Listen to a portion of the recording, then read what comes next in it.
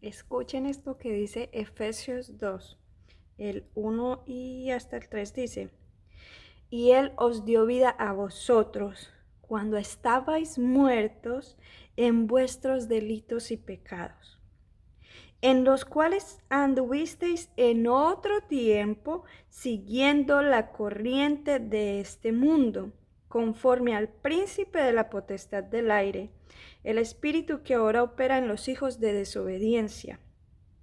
El 3 dice, entre los cuales también todos nosotros vivimos en otro tiempo, en los deseos de nuestra carne, haciendo la voluntad de la carne y de los pensamientos, y éramos por naturaleza hijos de ira, lo mismo que los demás. Aquí la palabra describe lo que nosotros éramos antes de Cristo y cómo dice que Él nos dio vida cuando nosotros estábamos muertos en todos esos pecados, cuando nosotros estábamos muertos en todas esas eh, abominaciones que había en nuestro corazón. Dice que Él nos dio vida y dice que nosotros en otro tiempo estábamos siguiendo esa corriente del mundo. Miren, las corrientes es algo que arrastra, es algo que lleva. Cuando uno ve un río con corriente, sabe que jamás debería acercarse ahí. Aunque hay muchos ríos a los que no se les ve la corriente y son bien peligrosos porque son bien profundos y tienen la corriente bien profunda y son bien peligrosos. Las corrientes son peligrosas. Pero aquí dice que nosotros seguíamos, es decir, no estábamos arrastrados, lo seguíamos voluntariamente. Pero ahora, aún cuando dice que Cristo nos dio vida, cuando estábamos muertos en esos delitos y pecados, cuando la palabra dice que Él nos rescató de nuestra vana manera de vivir, que nos trajo de las tinieblas a su luz admirable, debemos reconocer que Cristo ha hecho esa obra en nosotros, pero debemos reconocer humildemente que nosotros seguimos siendo arrastrados por todas esas obras de las tinieblas, por todas esas corrientes del mundo y de las tinieblas. ¿Y por qué lo digo? Porque la iglesia está en un punto donde está siendo arrastrada por las corrientes del mundo, porque la iglesia ya no es un sitio para restaurar, para sanar, para ayudar, sino que se ha convertido en un sitio para señalar, para juzgar, para hablar mal, para murmurar, y todo esto a espaldas y a escondidas de las personas. Pero no tenemos en cuenta que nuestro corazón está delante del Dios vivo, que no hay nada oculto en ninguna parte, ni en el cielo, ni en la tierra, ni debajo de la tierra. No hay nada donde algo se pueda ocultar de la presencia temible del Señor. Y esto es más que una exhortación, es un llamado de amor a nosotros como iglesia, a cada uno de nosotros, para que nosotros dejemos de ser arrastrados por todas estas cosas del mundo. Y es que es curioso que la iglesia, el propio enemigo de la iglesia sea la propia iglesia. Es algo aterrador y es algo que yo personalmente imagino que debemos estar lastimando mucho a Dios con esto. Y es que estamos en un punto donde como iglesia, si David viniera a este tiempo, si David estuviera en este tiempo y no en el tiempo de él, sino que fuera en este tiempo, entonces muchos diríamos, no me saco de la colada porque somos todos, muchos diríamos, yo no lo voy a escuchar a él porque él es un pecador, porque él es un fornicario, porque él es un asesino, porque él es esto, porque es lo otro, no lo voy a escuchar. Si Pablo estuviera en este tiempo y no hubiera estado en el tiempo de él, entonces dijéramos, no, él es un vanaglorioso, él es un orgulloso, porque dijo, síganme a mí, imítenme a mí, no dijo síganme a mí, dijo, imítenme a mí, como yo imito a Cristo. Si Pablo estuviera en este tiempo, estoy segura que nosotros diríamos, es un orgulloso, es un vanaglorioso, es, bueno, todo ese tipo de cosas. Y esto tiene que cambiar. ¿Por qué es importante?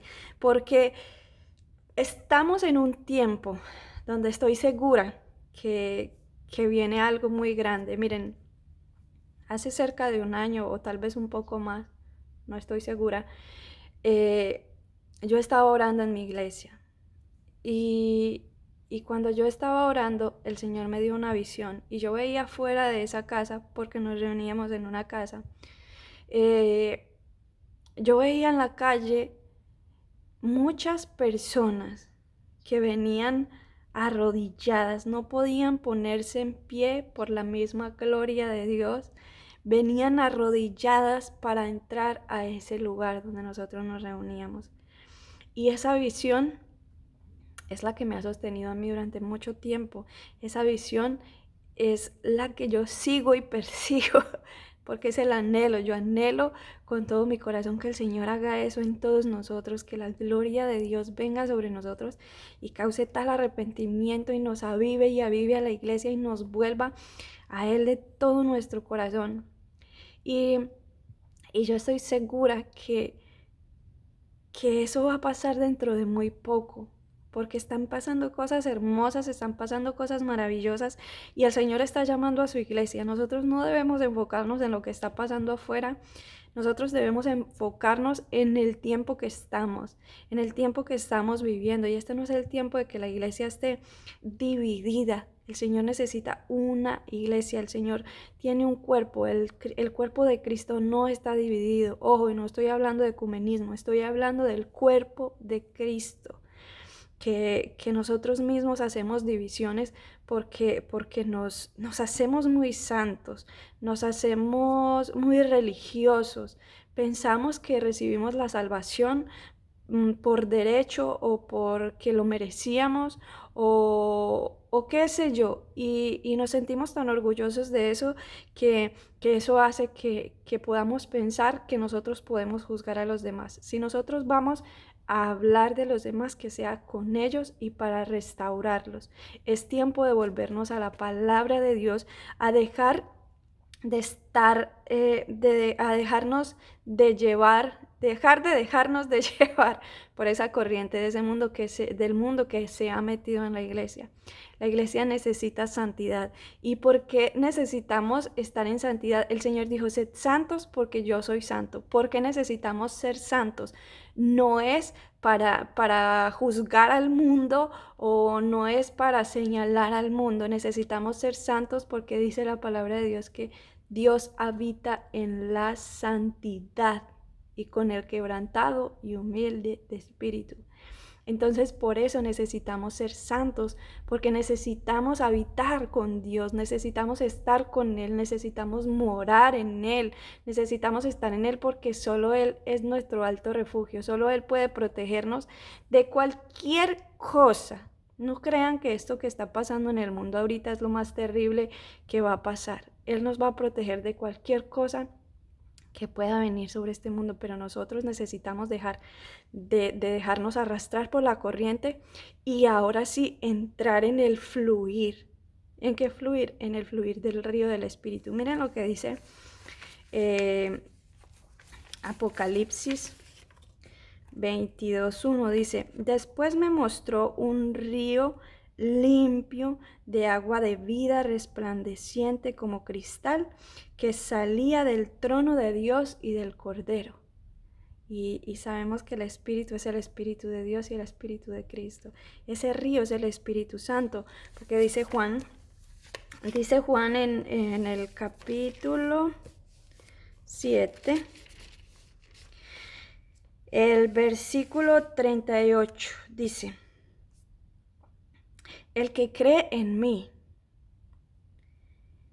como dice la Escritura, de su interior correrán ríos de agua viva. Esto dijo del Espíritu que habían de recibir los que creyesen en Él, pues aún no había venido el Espíritu Santo, porque Jesús no había sido glorificado. Y la palabra de Dios dice que que es una fuente que salta para vida eterna. Es tiempo de dejar la corriente del mundo que se metió en la iglesia y es tiempo de fluir en el Espíritu. Es tiempo de permitirle al Espíritu que obre en nosotros. Yo sé que esta palabra permitir molesta mucho. He perdido muchos hermanos en Facebook, me han bloqueado y me han dejado porque yo hablo de permitir. Y sí que yo entiendo que ellos tienen razón, porque nosotros debemos entender que nosotros ya no somos de nosotros, nosotros somos propiedad privada de Cristo. Y por ende, porque Él nos compró, por ende nosotros deberíamos hacer por obligación. Cuando en el tiempo antiguo se compraba un esclavo, el esclavo estaba sometido a su amo porque lo compró. Ahora, ¿cuánto más nosotros que somos comprados con la sangre preciosa de Cristo deberíamos estar sometidos? Pero también es verdad que Dios no obra sobre voluntades, porque si Dios obrara sobre voluntades, entonces sencillo. Lo que haría sería decir, bueno, ustedes me van a servir y punto. Y pone en nosotros esa obligación. Y Dios no quiere eso. Dios quiere que nosotros voluntariamente le amemos como Él nos ama a nosotros. Él no quiere obligarnos. Somos de Él, sí, pero es algo que voluntariamente nosotros debemos entender por el Espíritu, que ahora somos pertenencia, que somos propiedad privada de Cristo y que no podemos decidir sobre nosotros, pero desafortunadamente eso somos nosotros y muchas personas me han bloqueado por eso, porque yo digo, tenemos que permitir, y sí, tenemos que permitir, aunque sea nuestro deber, debería ser nuestro deber y nuestra obligación.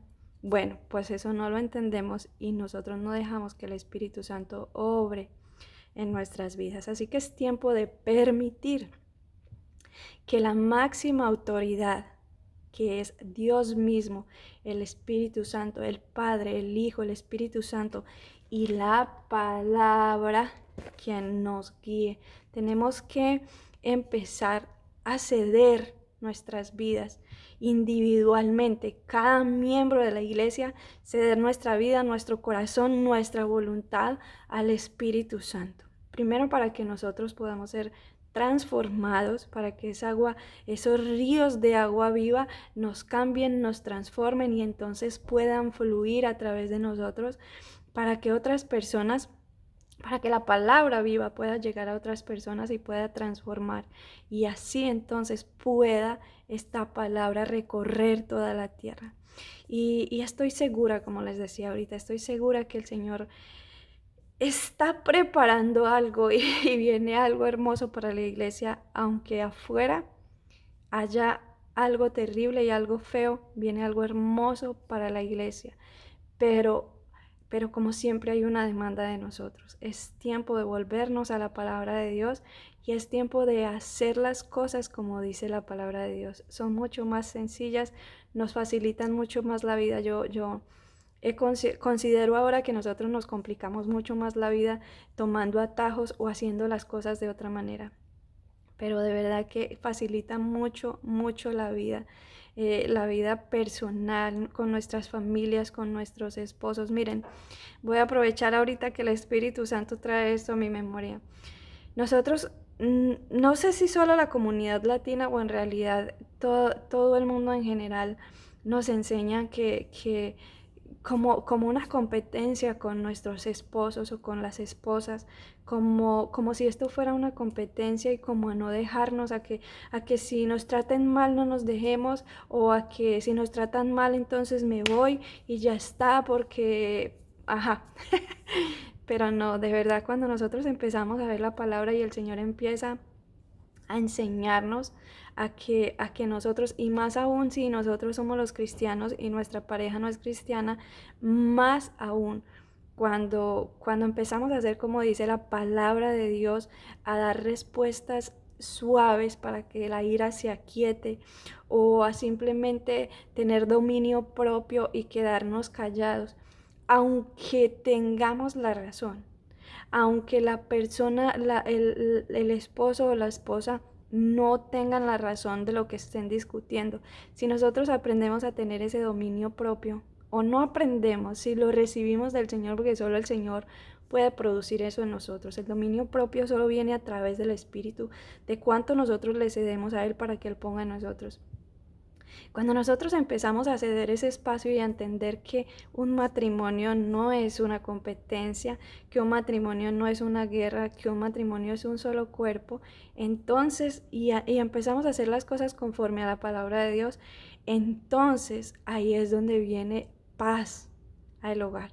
Y lo digo por experiencia propia. Mi matrimonio en un tiempo fue algo terrible, terrible. Yo no lo soportaba. Estoy segura que mi esposo tampoco lo soportaba. Hasta que el Señor empezó a enseñarme con su palabra, a decirme, da un paso atrás, donde yo estaba acostumbrada a dar un paso al frente y decir, no es así. Y el Señor empezó a enseñarme, a darme esa sabiduría y hoy, gloria al Señor, mi casa es paz, mi matrimonio es paz, porque ahora Cristo es ese centro, Cristo es ese eje que nos sostiene. Entonces, en el momento en que quiere venir a mí algún pensamiento o alguna cosa así, yo digo, Señor, yo lo hago para ti, tú te encargas de él y te encargas de mí. Entonces, si nosotros tenemos eso en nuestra mente y en nuestra conciencia, de que ahora todo lo hacemos para Dios, es todo, es absolutamente todo, es nuestro trabajo, es nuestra familia, son los hijos, son los padres, todo. Cuando nosotros empezamos a entender eso, entonces podemos reconocer que Dios se encarga de todos y así dejamos de ocuparnos de cómo peca el hermano, el esposo, el hijo, la mamá, el papá. Dejamos de enfocarnos en eso y nos enfocamos en lo que es realmente importante, en nuestra vida personal, en nuestra comunión personal con el Espíritu, porque todos sin excepción necesitamos una comunión, todos sin excepción necesitamos un cambio, todos sin excepción necesitamos caminar y fluir en el río del Espíritu. Entonces, si nosotros nos distraemos en lo que hacen los demás, nos desenfocamos y empezamos a ser arrastrados por las corrientes de este mundo.